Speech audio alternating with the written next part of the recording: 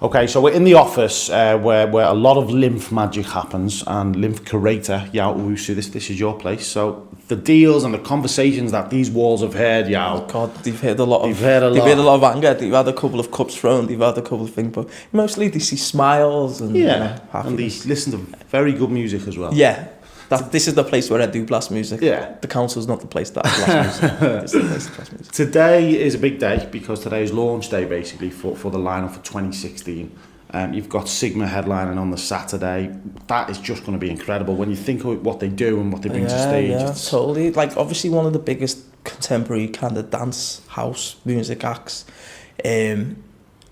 in the UK, and you know it's a pleasure to be able to kind of, you know, they've got links to Liverpool through Freebeat as well, so it's a pleasure to have, you know, that kind of calibre of artists. And then, you know, when you're out, you know, the next day you got the Wombats and, you know, Leanne La Havas and let's talk about the Wombats, because it's funny, I didn't realise they've never done LIMF, and you'd think that they would have played loads. I want to make LIMF like a rite of passage for any Liverpool artist. So I want every Liverpool artist of whatever kind of generation to kind of feel like, you know, we just got to touch LIMF at one point. Yeah. Because it's their festival. But when you think of it, in years to come, as generations move up, that will happen from the academy to the next biggest stage to the headline stage. Well, I think we've seen it. Prime example, Mike Lowry. Year 1, they done the LIMF Academy Showcase. Year 2, they done the event we done with BET. And then last year, they done main stage. So to me, it feels like, you know, we're getting there. I think that's the way it should be. You know, I take great pleasure in the scene and the extended scene, feeling like they are part of this journey that we're going on. Do you know what I mean? And, you know, I think that's very important. And, you know, I wanted the Wombats year 1, so to have them happen year 4 is great, you know what I mean? And I think they're going to make, you know, it's going to be a special moment. We had, you know, Echo and the Bunnymen raised the bar, Ian Brody raised it in terms of Liverpool bands. The Wombats might pull something out the bag. I'm excited, as anyone would be, to see that happen. Echo and the Bunnymen were good, but they weren't as good as the hosts that brought them on stage. Oh yeah, obviously, you know, and you know, and to the credit of those hosts, you know, you held it down. You know, it was very important part of LIMF 2015. I believe. Hopefully 2016. 2016, well, there's no reason. We've got to talk, Liv, because I've obviously worked very closely with you guys over the past few years, and what I've seen, and I hope people at home get to see it as well and do realise it's much more than just a music festival. I love that. Much more. No, but That's a quote. Can we use that on marketing? Yeah. But it is though, isn't it? It's not just about putting acts on a stage and entertaining the crowd. There's a lot more to it. Yeah, I think with LIMF, and you know, I say this, you know, number one, LIMF's got to reflect. Like people talk about, you know, what their festival represents. LIMF has got to reflect, you know, the attitude and the appetite of the creatives and the consumers of Liverpool music in Liverpool, right? And the history, the heritage, and where we're going to go. So that's a tall order. It's not about selling tickets. It's not about, so artistically, that's what it's got to, content-wise, that's what it's got to do. And then obviously the aim is to bring people to Liverpool. Another aim is to bring people to Liverpool to enjoy our great city. So when you add those things, it's just a different beast. And then there's an obligation, I suppose, it's an obligation self-put on us to, you know, bring and develop new talents and bring it through homegrown talent. So when you put those two things there, we would never have the same outlook and the same philosophy as any other festival. Do you know what I mean? And I'd like to believe that, you know, if anything, we are the people's festival. Some of the conversations I have with certain acts is, you've got to do this. This is for the people. You know, that's like Chloe from LIMF has a little laugh at that. But I'm like, I just feel like, you know, especially the free element, there's something there. And then obviously when you add the commissions, LIMF Presents activity and all that, you realise there's a true commitment to the artistry and the creativity that I think just cuts through the city of Liverpool. But I love the way it's not just centred around what happens in that park that weekend. You know, it's other events, it's the build-up to it in terms of the academy, for instance. And there's a real buzz for a long time, not before and afterwards. There can't be many festivals like that. I like to believe that you don't forget quickly the impact of that. I think, you know, the way LIMF sits in the local industry, creative economy or whatever, it's like everyone feels a bit of shine, a bit of glow. So like, you know, you guys hosting the stage and then, you know, us partnering with certain, you know, radio stations and all these things. I think it's important because everyone feels invested in that thing. So even today, you know, the absolute warmth that I feel of a community of people locally and nationally who feel like LIMF's something for them, there's a slice in there for them. I think that's important, do you know what I mean? And I haven't felt that with anything I've really been a part of before at such a high level. Normally you find that in very grassroots activities. This is obviously a city-led project, which I think may be working in a way that, you know, we've never really had in this city before. You've moved dates this year, so it's July instead of August.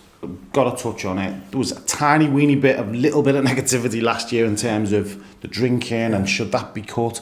Personally, I don't think it should. Yeah. No one should be able to bring alcohol to the public on the park. whole, I think people were well behaved and respected what was going on. But I can't go if you're gonna get 60,000 people in the park over 3 days, and you have 10 people cause problems.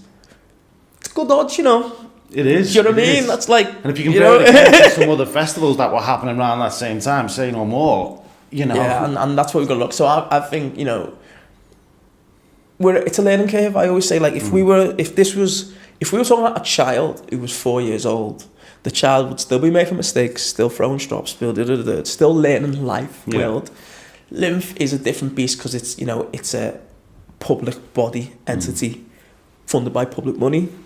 For the public at large, a lot of it's free, so it's certain things you don't want to do. We don't want to barrier the park and stop people coming in, stop people bringing drink, because this is, once again, it's something for people. So, you know, not everyone has £85 to pay for a festival, not everyone has money to buy concessions, but they might want to bring their own little drink in. So it's about everyone understanding that you're invested in this. If there's trouble, it may end up getting cancelled. Yeah. So let's not have that situation, because so be good. You know, yeah, exactly, and it's that thing. And I like to believe, and we have these conversations all the time, that, you know, if the programme continues to be strong, people will respect it, and if not, we'll police it in a manner, you know, people will feel like they want it to go on. And, you know, I always say, you know, it's got to be almost like long live LIMF, but, you know, we just don't want people to give a reason for it to be cancelled. Exactly. And again, we have got to stress, I was there all weekend last year, it was very, very small, and that did happen. Yeah. We got to talk to the Academy, because a lot of people watching this show are local musicians. And I've got to applaud you, because the work you guys have done to support talent, because I always say Academy's part of a jigsaw, and it's not the biggest piece, it's just that piece in the whole opportunity. And I think where we've been able to work with you guys and kind of pass ideas and pass artists through, so I think it's important. Academy and non-academy based artists, you know, I learn a lot from watching you, and you guys are supporting. I don't think we could do, the pair of us, what we do without the talent. Oh yeah, the talent, you know the talent has got to, and I think Liverpool, once again, I would say it's the strongest city for talent, because we're not massive. We're not a massive city, but if you think what's come out of it in the past and what's coming out of it now, I think we have a massive renaissance with new talent across the board, very diverse. And you know, the reason why the Academy was one of the first things I said we should do as part of LIMF. And the reason why I think it's important is because alongside the big activity and the big stages, we've got to develop this talent and give them a chance. You know what I mean? And I think it actually upsets me when you see great talent who have to give it up because they haven't been given infrastructure or opportunities. And, you know, we're just trying to balance the equation. I like the idea of almost like, if we can just, you know, things that always start a bit lopsided when you're from a region, or you know, you're doing something slightly different. If we can kind of balance it somewhat, and I think the Academy's, you know, helped, along with, you know, Sound City, along with the radio shows that are out there, and you know, the blogs and stuff, you know, get into this BW, it's all being part of that system that I think has given young artists a really legitimate chance. Really good platform.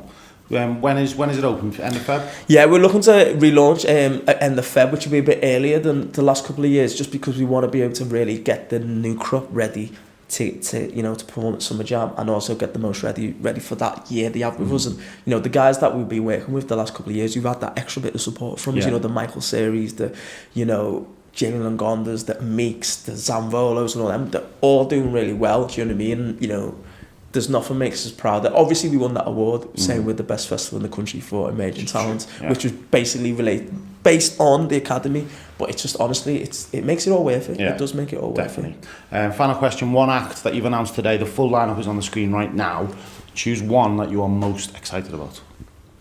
I'd have to say Leanne Havas. Yeah. Because I believe what she's doing and what she could end up doing in her career would be really special. And Prince said so I'm going to back Prince. Good lad. And Sigma, will we see them bringing on some of the artists they've worked with as well? Rita Ora maybe, Paloma Faith. Well, they've got the space now. It's what they do with it. But yeah, it should be special. But it's going to be, you know, my big thing has always been, I want people who come and watch in any of the events, the LIMF Present stuff or the Summer Jam. I want that experience to be something that lives with them for a while, and I'm sure LIMF's 2016 will be exactly that. Okay, I'm going to go rooting around the office now, see if I can find any other artists performing, but we'll no doubt speak to you again in the build-up. Yaw, thank you. Thank you very much. Cheers, mate. Thanks.